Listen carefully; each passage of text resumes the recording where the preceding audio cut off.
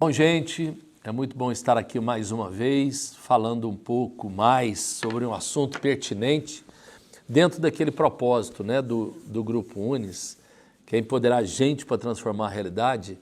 A gente sempre está trazendo algum tema relevante, um tema das coisas que têm acontecido e que a gente tem ouvido falar. E hoje nós vamos falar de um tema muito em alta, digamos assim, no mundo empresarial ou, de repente, no nosso dia a dia mesmo, que é sobre startup, né? E nós estamos recebendo aqui para discutir um pouco com a gente a Tatiana Bastos, que é graduada em Ciências Contábeis, com especialização em Administração Profissional e Administração de Empresas, pós-graduação Lato Sensu em Gestão Competitiva para micro e pequenas empresas, trabalha no Sebrae Minas há mais de 20 anos, trabalhando diretamente com projetos de vários segmentos e atua como analista de negócios na gestão de projetos no Sebrae Lab.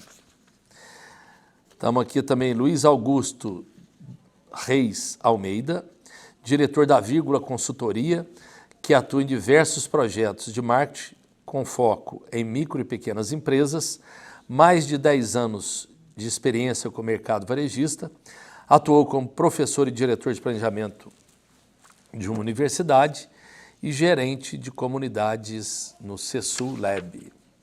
Estamos aqui também com o Tiago, mais conhecido aí pelos amigos como Bode, graduado em Arquitetura e Urbanismo pelo Unis, gerente de comunidade no CESU Lab, sendo responsável por promover e fomentar a inovação no sul de Minas, criando conexões entre startups, empresas, universidade e poder público. Membro do Varginha Digital, comitê deliberativo que implanta políticas de cidade inteligente em Varginha. Sejam muito bem-vindos nessa nossa discussão. Afinal, o que é uma startup?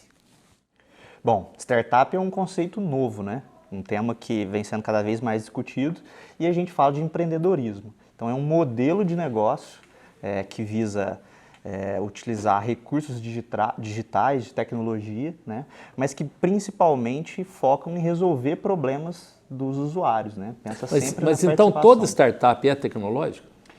Na verdade, ela utiliza da tecnologia de alguma maneira. Ela não precisa ter produtos digitais, mas ela utiliza da tecnologia para vender, para acessar o cliente de alguma maneira, né? Startup tem como característica que é fundamental a gente classificar que ela é escalável, reproduzível e, acima de tudo, precisa entrar no processo de ser lucrativa.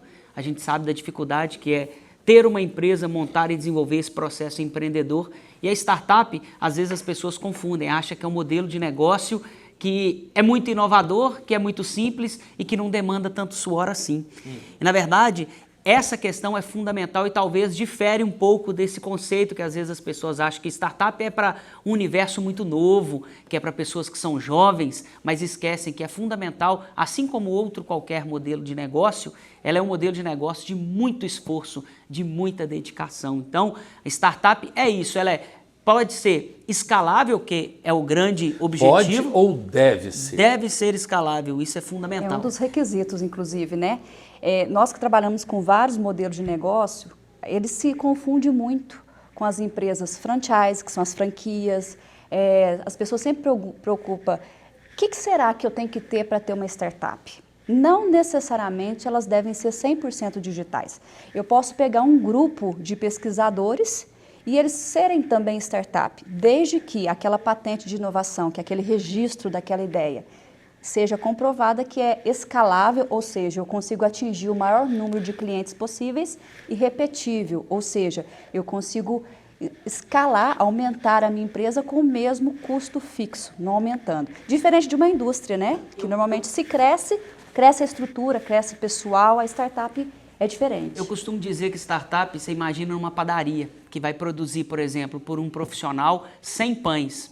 Se a partir desse momento a demanda era de 100 pães, ela mudou para 1000 pães, se eu multiplicar o número de profissionais para atender aquela demanda, essa não é uma startup. O grande objetivo da startup é ela conseguir automatizar diversos processos, por isso que a grande maioria busca esse processo de digitalização para poder atender sem que o número de profissionais aumente na mesma proporção. Então, mas tem uma questão só nesse sentido, por mais que tenha métodos, metodologias e processos, mas só se consegue isso também se tiver uma cultura um pouco diferente, É né? porque assim, Exatamente. a startup, para ela ser startup, ela tem que ser base tecnológica, por quê? Ela tem que escalar.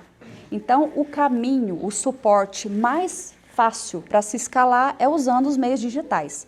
Então, normalmente é uma ideia que surge de uma oportunidade comum a todos. Às vezes eu passei por uma situação na minha casa, vamos dar um exemplo, eu tenho um problema de autismo na minha família. E aí eu estou tendo tanta dificuldade de acesso que eu vou procurar uma solução para aquele problema que eu identifiquei.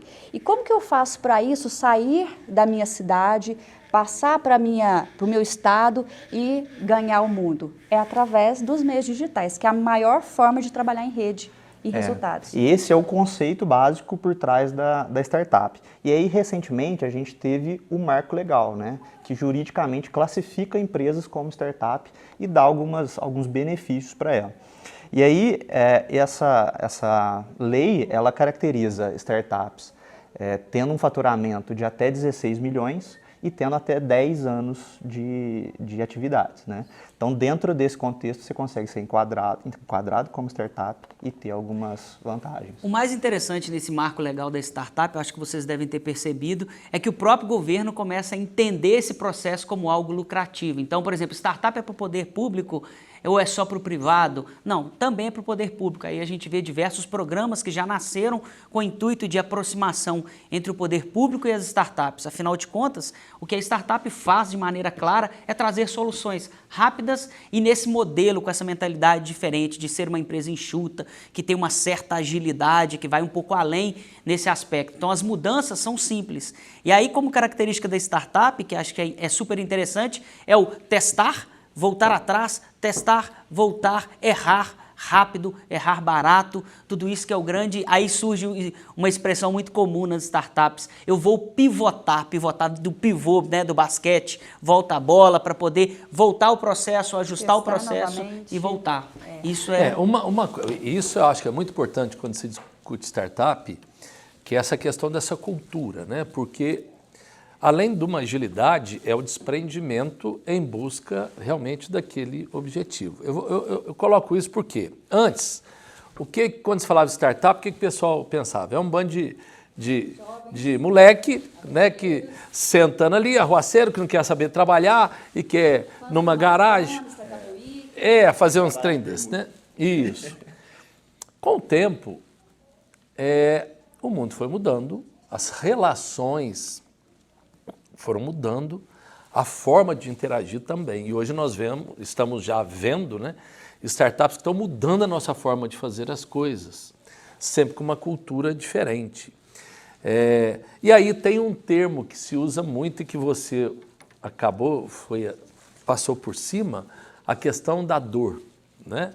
A gente sempre escuta falando, não, mas a dor, a startup nasce de uma dor, ou seja, de um incômodo, não é isso? Professor, e a estrutura dessa dor, ela também é fundamental. Assim como qualquer outra empresa, a gente tem que pensar na dor do cliente, focar nele, ele é o centro. Então, o cliente tem uma dor e a startup nasce para resolver tal dor. Então, a colega comentou a respeito dessa atenção que a gente precisa ter, inclusive no próprio dia a dia, para entender qual solução que a minha startup pode apresentar a respeito de uma determinada dor. A startup vem para resolver essa dor, busca entender um pouco as pessoas, trazer a solução e, acima de tudo, ter uma estrutura que não seja tão engessada. Essas mudanças, elas partem disso. E a gente costuma dizer que quem opta por ter uma empresa startup, ele de cara, naturalmente, já é uma pessoa totalmente diferenciada. Por quê? É uma empresa de alto risco, num mercado totalmente de incertezas, aonde, diferente das tradicionais, o financeiro, ele é o último da fila. Normalmente não quer dizer que eu tenho uma startup que é totalmente viável no mercado, que eu vou ter financeiramente o retorno imediato. Normalmente as startups ficam anos para depois ter ou não ter um faturamento com relação a isso. E pior, elas não têm um modelo, um plano de negócio definitivo. Eles são totalmente orgânicos, porque eles vão de acordo com o pivotar, o validar, o ter efetivo. Se eu fiz essa caneta para um objetivo, será que realmente ela vai atender uma dor de mercado? Será que realmente é assim? Não, eu volto. Então, por isso, a diferença entre uma startup e uma empresa tradicional é porque a tradicional ela é muito previsível. Ela já sabe quem é o concorrente, ela já sabe que esse mercado tem cliente para aquilo e o máximo que ela precisa é conseguir vender para retorno, para ter de volta o que ela aplicou. Já a startup, não. Então muita gente fala assim, é um negócio de louco, né? Você vai investir num negócio que não te dá retorno? Como assim? É uma questão, principalmente, né? Eu acho que seria interessante vocês que já têm isso, porque realmente a startup vem com uma proposta diferente de organização. Agora fala para mim assim, vamos supor que uma pessoa sentiu uma dor, nós já sabemos tudo isso que você colocou, né? Ela percebeu uma questão e por onde começar para montar uma startup? O que ela deveria fazer? Qual que é o caminho de se montar uma startup? Vocês me permitem, meninos, claro. que eu adoro falar dessa parte. É o seguinte, muitas pessoas às vezes até procuram a gente lá, eu tenho uma ideia. A ideia sem execução, ela não vale nada. A ideia para ser algo que realmente vá sair do papel e você possa viver dessa ideia, ela tem que ser executável e ela tem que gerar algum retorno possível. Então, a primeira coisa que nós trabalhamos com as pessoas que têm uma ideia é realmente prototipar. Vamos tirar ela do papel e vamos fazer um mínimo modelo viável para ver se ela realmente faz sentido, funciona. Depois desse passo, que é o crucial, porque eu acho que a maioria das startups gastam a maioria do seu tempo nesse momento de vai e volta, como o Luiz citou, né? Pivota, faz, refaz. Depois nós partimos para o pressuposto de que nós precisamos, de fato, trabalhar o ciclo da startup, que é a questão de operacionalizar. Quais são os recursos que eu tenho? Eu preciso ter um CNPJ já de cara? Nós temos startups aí de 2, 3 anos que nem tem startup, nem tem CNPJ ainda. No marco legal das startups, existe um item que eles falam do sandbox das startups, que a gente pode colocá-la para funcionar, digamos assim, a gente tem uma certa flexibilização dentro desse processo para a gente poder ter o processo, começar o faturamento dessa própria startup para depois entrar dentro desse conceito. E essa explicação da Tati é muito interessante e tem tudo a ver com o que o senhor perguntou anteriormente, que é o fato da startup se preocupar em resolver a dor do cliente desde lá do protótipo. Então, aquele protótipo, ele é simples, ele é só para a gente entender, para as pessoas compreenderem o processo da inovação que ele está trazendo, mas ele já tem que ser focado em resolver o problema do cliente, né? A Tati comentou uma coisa que eu achei super interessante, que ela fala a necessidade de iniciar um MVP imaginando qual que vai ser o retorno disso, né? E aí eu cito um pouquinho do que o Thales Gomes comentou no livro dele, no Nada Easy, que ele fala da preocupação das startups, das empresas em geral, terem 3 profissionais fundamentais. O desenvolvedor, que é fundamental, o cara que vai ser organizador é o e nerd, acima, né? Digamos, é o nerd. E vai ter também um cara que se chama vendedor e que muitas das vezes a gente esquece desse vendedor dentro desse processo e esquece que independente se é startup ou se é uma empresa tradicional, vender o seu produto é tão importante quanto. E aí, pegando esse gancho do Luiz, que é das principais dificuldades e aonde a gente perde muito, falando sul de Minas, até vou estender um pouquinho, até Minas Gerais, a gente perde muitas oportunidades de startups se instalarem aqui e irem para São Paulo, Maringá, Florianópolis, Fortaleza, são lugares que respiram mais a inovação, pelo seguinte fato, a formação do time. Normalmente a startup ela surge de uma vontade, de um sonho, de um desejo. Eu falo que é um dos setores que tem mais apego afetivo que temos no mercado de modelo de negócio. Então esse apego afetivo, eu sou a Tatiana, dono desse projeto, mas eu sou formada em mercado. Como é que eu vou precisar de colocar isso aqui numa plataforma? Eu preciso de um desenvolvedor, eu preciso de alguém que tem experiência em TI, eu preciso de alguém, um designer, e aonde as pessoas se fecham em cima das suas ideias, não conseguindo formar os seus times. Aí quando ele fala assim, não, realmente bati na porta de um investidor e o investidor não investe em ideias na planta, eles querem que realmente você tenha o mínimo necessário que possa comprovar para ele que é rendável, né? Eu vou buscar formar o meu time. Aonde que eu encontro essas pessoas? Por quê? Eu não tenho dinheiro para começar. Tá, mas vamos aqui. Isso, exatamente isso. Então, fala para mim uma coisa. Nós estamos colocando todas essas dificuldades que você está colocando. Então, como é que nasce uma startup se não tem recurso, se não tem equipe? Então, é o quê? Nasce de uma ideia. Eu sei que nasce de uma ideia. Né? Mas como é que você vai, como é que você vai chegar para o... Tanto que no final da história, alguém tem que financiar esse projeto. Como é que é isso? Super importante isso. Uma startup, ela nasce inicialmente dentro do processo de ou a pessoa vai fazer uma dívida, e aí é interessante, você fala assim, nossa, vai fazer uma dívida, dá até medo. Ou ela vai tirar do próprio recurso e do momento que ela inicia aquele processo, que ela começa a ser e ter uma certa lucratividade no seu processo, ele começa a pagar as contas, ou ele tem um investidor anjo. Investidor anjo é aquela pessoa que vai ser, digamos, uma pessoa física que acredita no projeto e que vai começar a investir um certo dinheiro dentro daquele processo. Por que o investidor anjo é muito importante nesse processo e é muito comum? Porque quando a gente começa a falar de investimento em empresa, a gente está falando de um risco muito alto. E como é que o investidor diminui o risco dele? Empreendendo um negócio que está dentro do know-how dele, da área de atuação dele. Ele sabe o caminho e como ele pode ajudar aquela empresa a se desenvolver. Então, por exemplo, o Luiz é especialista em marketing. A chance dele ser um investidor anjo de uma empresa de marketing e mostrar o caminho para ela, levar ela até clientes é muito maior. Então, esse processo de trazer o investidor anjo no começo do negócio é muito importante para fazer a empresa desenvolver. Tiago, tem uma questão também super interessante quando ele entra no processo de equity, quando o investidor... É igual comprar um imóvel. Você vai comprar um imóvel pronto, você sabe o que te espera. Você já viu o que é o imóvel, você vai lá e faz o investimento. Comprar na planta não é bem mais barato? O cara que vai comprar uma startup, entre aspas, comprar parte das ações dessa startup, paga muito mais barato se ele iniciar o processo desde o início. Já imaginou se quem investiu num Uber da vida tivesse comprado lá no início o quanto era barato, digamos assim, qual que é o valor que é hoje? Mas assim, há controvérsias.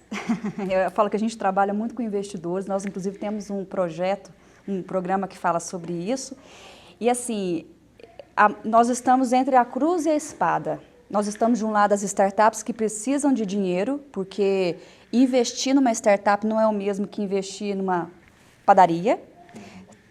Software, plataforma, é um investimento altíssimo, né? Diferente de fazer um estoque numa empresa tradicional. Então, a gente fica entre aquela startup que precisa para que ela possa crescer e, ao mesmo tempo, o apego àquela ideia que ele tem.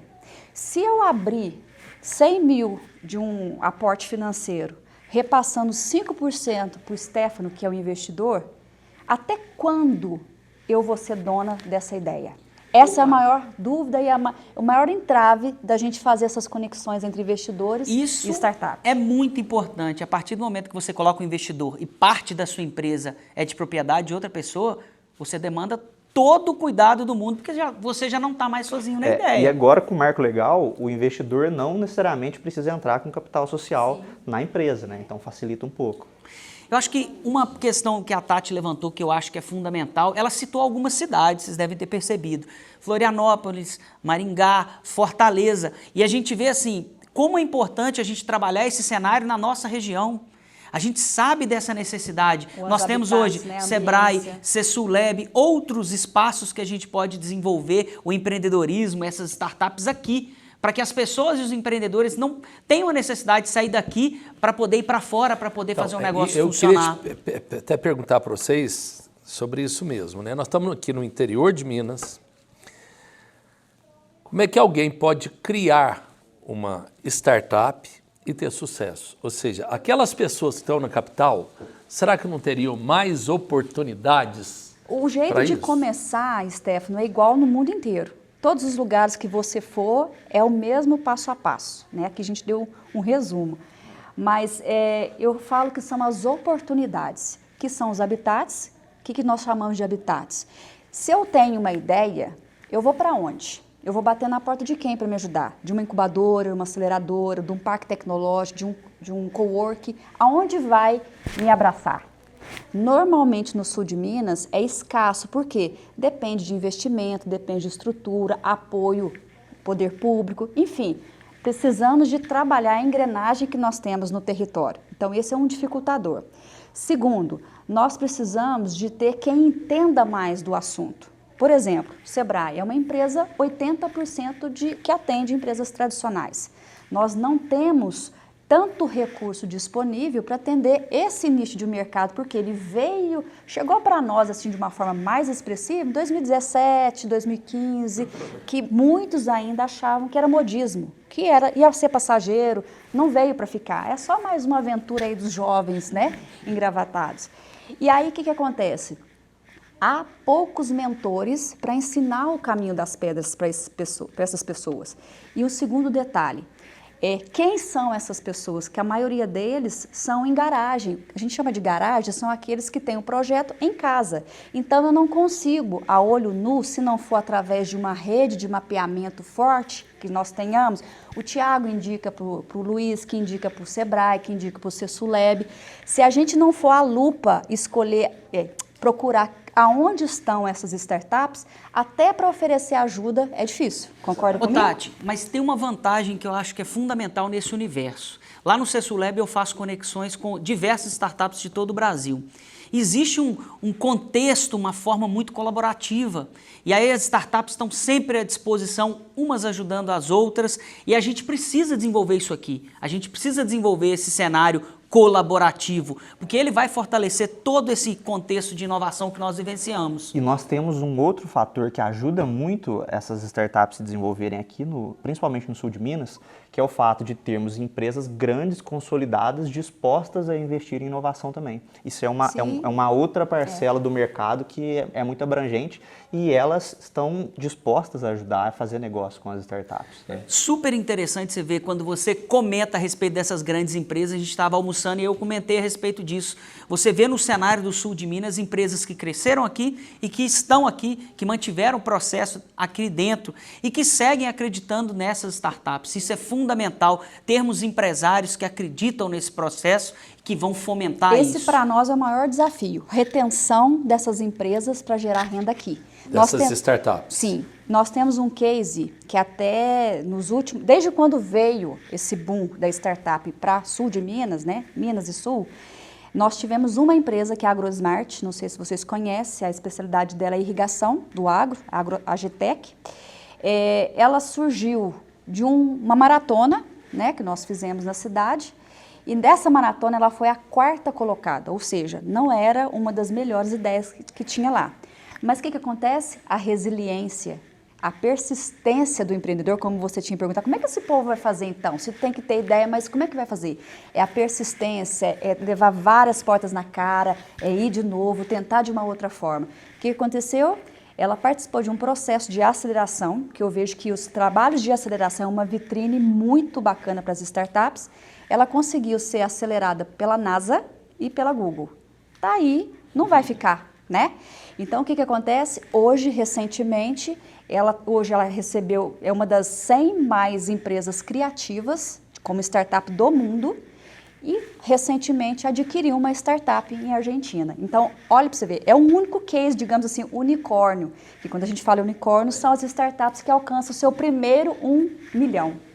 É importante quando ela comenta a respeito disso, e o senhor perguntou a respeito desse universo que nós temos no sul de Minas. Qual que é a diferença de começar aqui ou começar em outros lugares? A gente tem que imaginar, nós tivemos diversos problemas com a pandemia, a gente não precisa entrar nesse detalhe, mas acho que essa cultura de que o mundo não tem porteira, ele foi ainda mais fortalecido. Então, se tem interesse, eu consigo me conectar com o mundo inteiro. Então, se existe esse interesse... Até porque ela pode estar em qualquer lugar, né? Ela pode estar em qualquer lugar, ela pode se conectar. Os espaços que são referências para uma startup são extremamente receptivos. Então, essa é a busca que nós precisamos ter. E fortalecer isso aqui, eu acho que é fundamental para todos nós. Uma coisa que eu gostaria até de prestar um depoimento, porque eu estou fazendo algumas perguntas aqui, aprendendo muito, porque startup é um mundo de aprendizado, né? Mas eu mesmo tive uma experiência disso, que eu tive a oportunidade de fazer. Eu queria muito entender um pouco o que era isso. E eu não achava espaço aqui para entender. Então, quando chegou em final de 2019, início de 2020, eu me afastei do Unis e eu fui para um grande centro, que foi Florianópolis, para aprender um pouco e viver dentro de um mundo de inovação durante 4 meses. E eu pude compreender que esse novo universo que aí vem para disruptar mesmo, independente do lugar. Pode ser aqui sul de Minas, pode ser lá na Índia, pode ser lá no Maranhão, em qualquer lugar. Tanto que é assim que hoje nós já estamos tendo, eu estou até muito feliz, porque Varginha está começando a deslanchar, né, aqui a nossa micro-região nisso, e agora tem uma parceria até com a Índia, que eu fiquei sabendo, né, ou seja, que tem uma universidade da Índia que está abrindo para 8 startups, não sei quanto que é. É isso mesmo. 8, né? Para ficar 18 meses na Índia sendo incubada lá. Ou seja, onde a gente tiver, tem espaço. E mais, o mundo está olhando para cá, né? Nós estamos falando da Índia olhando para as startups do sul de Minas terem a oportunidade de fazer negócio com eles, que são polo de tecnologia no mundo, né? Só que a gente precisa se preparar também. Concordo com tudo que o senhor falou, as portas estão abertas, só que nós temos que nos preparar para esse novo mundo que já é grande realidade para todos nós. Precisamos entender o quanto isso vai fazer diferença no nosso dia a dia, o quanto nós precisamos trabalhar esses conceitos, o quanto nós precisamos nos sentirmos e estarmos de fato conectados. E tem uma coisa agora só para a gente colocar, né? Startup tem espaço, nasce de uma grande ideia e às vezes não é simplesmente aquelas ideias faraônicas, não. Nasce de uma ideia que se acredita, uma dor, né? E que a gente pode desenvolver. Mas eu queria, até para a gente já ir citando, já ir caminhando um pouco para o fim, porque senão a gente fica aqui. Citem para a gente aqui alguns projetos, né, até como que nasceram no mundo e que nós utilizamos hoje, que nasceu como uma startup. Tem alguma? Vocês poderiam? Exemplo, todo mundo ouve CD, música, não é mesmo? A gente fala assim, você ouve CD? Claro que não, você ouve o benefício que a música te proporciona, não é mais ou menos isso? Alguém tem CD em casa? Acho que não, acho que todos nós passamos por um processo, escutamos as grandes empresas que são Spotify, Deezer, que são as empresas que nós podemos ouvir. Aí mais uma característica de startup. Ela foi uma startup. Foi startup, ela é desmaterializada, ela não se preocupa com isso. Mobilidade, Uber, 99, são todas empresas. E engraçado que a gente pensa, precisa ser uma ideia incrível? Você acha que alguém entraria dentro de um carro com uma pessoa estranha para receber balinha e água, ou como eu li em um determinado livro, todo mundo não acharia isso um pouco estranho? É uma ideia simples, mas que, olha como transformou o que nós mais precisamos. E nasceu de uma dor que se chama mobilidade urbana. Se todo mundo que faz 18 anos compra um carro e vai começar a transitar com o seu próprio carro, você já imaginou o caos que nós viveríamos? Eu tenho 3 exemplos que eu gosto muito de citar. Primeiro, a Kodak foi falida pela Netflix, como é que chama aquela de... Ai, me fugiu o nome. Vou lembrar o nome no final. A Amazon é um grande exemplo, né? Nasceu como uma startup. Que nasceu de uma startup. A Amazon é muito legal porque ela junta várias lojas dentro de um lugar só, o conceito de marketplace, né? Antigamente, se eu queria comprar uma camiseta, eu ia numa loja de camiseta. Hoje eu entro na Amazon e eu posso comprar desde a camiseta até uma ferramenta de jardim. Né? O Airbnb, que é o maior exemplo de uma startup. Não tem um quarto de hotel, né? Não tem um sequer. E detalhe, exatamente. Onde a gente imaginaria que a alocação do seu próprio imóvel seria um grande sucesso? De onde saiu essa ideia que parece que assim, startup parece uma coisa de outro mundo? A gente tem que quebrar esse mito. Startup não é coisa de outro mundo. Startup é algo simples que nós precisamos desenvolver, que está mais relacionado com mentalidade do que o produto em si. Acho que isso é fundamental. As locadoras, né? O Netflix que eu ia falar, locadora. Hoje você não vê mais. Boas locadoras, né? Quanto que a gente tinha até carteirinha para alugar. Ligava a CC. Não, reserva o filme para mim. Fica na fila. Rebobinou o filme. Quantas multas a gente pagava porque queria rever, né? E hoje está a Netflix aí, todos têm acesso. Então, assim, eu acredito que veio para ficar, até porque essa nova geração aderiu muito bem, né? E até as gerações anteriores, porque hoje em dia você não faz nada, tudo é no aplicativo. Salvou muito a gente nesse momento de crise. A maioria, consultas você faz por internet, pelo aplicativo, advogados, já existe assessoria jurídica através de aplicativo. Então, eu falo que como diz, a gente vive na era da internet das coisas. Acho que a tendência é, infelizmente ou felizmente, né? O ruim é que toma-se lugar das pessoas, né? Do ser humano, cada dia mais para a ocupação das massas. A Tati deu o exemplo da Kodak, e a Kodak é um caso interessante de como a inovação ela vem para substituir aquilo que não atende mais as pessoas, né? A Kodak era líder mundial de venda de filme negativo para câmera fotográfica. Aí um dia um engenheiro chegou lá e falou assim, olha, eu inventei um negócio novo aqui, que é a câmera digital, a gente não vai precisar mais de usar filme. Aí o chefe falou, mas você tá louco, ué. A gente vende filme, você cria uma câmera que não usa filme, você vai me quebrar. Guarda esse negócio aí. Aí um ano depois o concorrente lançou a câmera digital e hoje a gente nem consome Kodak mais, né? A Tati comentou uma coisa que eu achei super interessante, quando ela fala assim, isso acaba substituindo a função e o trabalho do homem. Se a gente voltar no tempo, nós temos os movimentos do ludismo no século, acho que 19, com a Revolução Industrial, que os profissionais começaram a quebrar as máquinas por conta dessa evolução, digamos assim, porque eles não conseguiam conviver com isso. Hoje não existe. Hoje nós precisamos nos adaptar a essas novas tecnologias, mas enquanto some uma função, digamos assim, de um determinado contexto, por exemplo, portaria virtual. Hoje não há necessidade de ter o porteiro. Você tem uma portaria virtual que você atende todos esses requisitos. Só que eu posso utilizar o porteiro numa outra função. Eu posso criar um novo momento para ele, para que ele possa se desenvolver. E garanto para vocês, grande parte das atividades existentes hoje, elas vão ser substituídas por uma ideia de uma startup que nasceu pequena. Isso é uma coisa que todos nós precisamos ficar muito atentos, realmente, e eu acredito nisso. As universidades, escolas ou a própria sociedade em geral tem que ficar muito atenta a isso, porque nós estamos falando que N profissões que existem hoje vão deixar de existir devido a esse processo de desenvolvimento tecnológico. Na verdade, eu acho que não deixaram de existir. Elas vão mudar o jeito de fazer. Eu acho que sempre vai existir um professor, sempre vai existir um advogado. É a ferramenta em que ele vai utilizar para chegar na prestação de serviço é que muda. Então, aí eu vejo que a startup, ela abre uma janela para várias oportunidades, para ela e para o mundo. Por quê?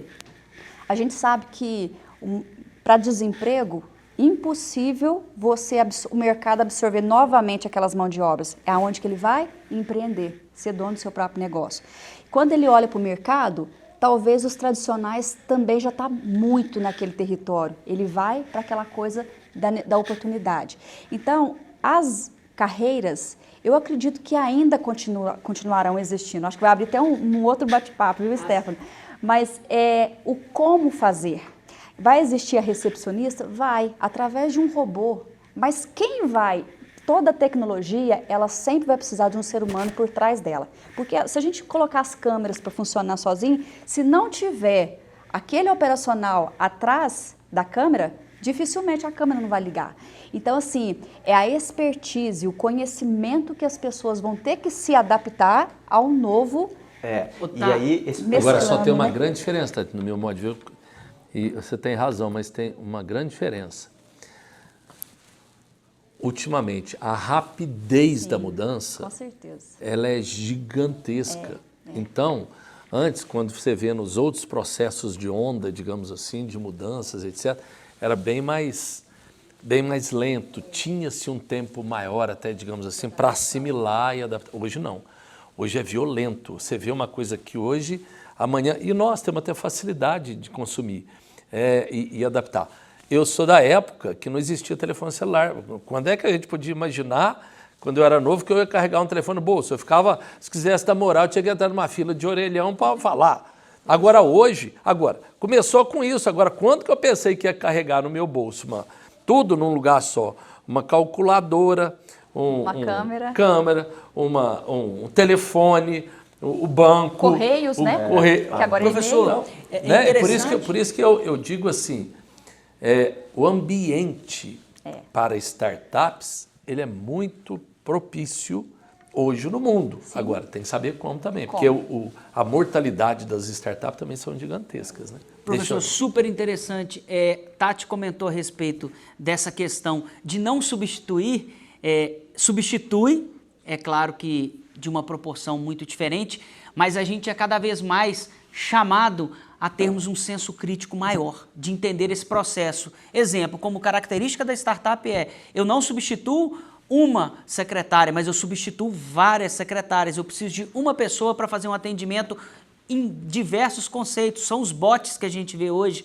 Hoje a gente vê empresas atenderem de maneira instantânea, simplesmente com clique em número 2, clique número 3, se você quer falar, clique número 4, isso acaba desafogando. Você pensa, e aí eu provoco vocês Você lembra a última vez que você foi ao banco para poder fazer alguma transação, fazer alguma coisa? Olha como que essas questões estão rápidas, como que isso já foi modernizado. Então tudo isso faz muito sentido para nós, nós precisamos entender isso também. E até é interessante falar para quem está nos assistindo, né, que tem vontade de empreender, que quer se manter atualizado nesse mundo mais digital, né, que é focar sempre na necessidade do cliente, né, e como isso pode ser melhorado, como o cliente pode absorver melhor o nosso trabalho para que a gente não fique obsoleto, né? Então é muito importante pensar nisso. Bom, agora vamos ter que encerrar mesmo, né? Porque o tempo já foi, aí já rodou, e se nós ficarmos aqui, nós vamos começar a puxar várias questões, nós não vamos parar, né? Como, por exemplo, já pensou as startups agora nesse momento do 5G que vai chegar? O que vai acontecer? Então, mas não daria tempo hoje. Então eu queria muito, mais uma vez, agradecer vocês, mas antes da gente encerrar, eu queria que vocês dessem um recadinho. Se você tivesse que falar para quem está nos assistindo, guarde isso sobre startup que é importante, o que você falaria? Acho que nós podemos começar aí. Bom, toda ideia parte de um sonho, de uma necessidade, de um ideal. Então, para você que tem o sonho de colocar tudo isso em prática, invista nisso e tire a sua ideia do papel através de uma startup. Mas para isso tem que ter resiliência, tem que ter persistência e acreditar na sua ideia, porque é disso que nós precisamos no mercado, no mundo como um todo. Percebo nitidamente, quem quer sair do universo de onde está, entender um pouco desse conceito, entenda que a única coisa que não vai ser substituída será a criatividade. A criatividade não será substituída independente do formato, se é startup, se é uma empresa tradicional, se é o próprio dia a dia. Criatividade é um ingrediente fundamental. Além da criatividade, a resiliência é super importante e entender que a determinação ela precisa ser parte do dia a dia de quem vai trabalhar com uma startup. Perfeito.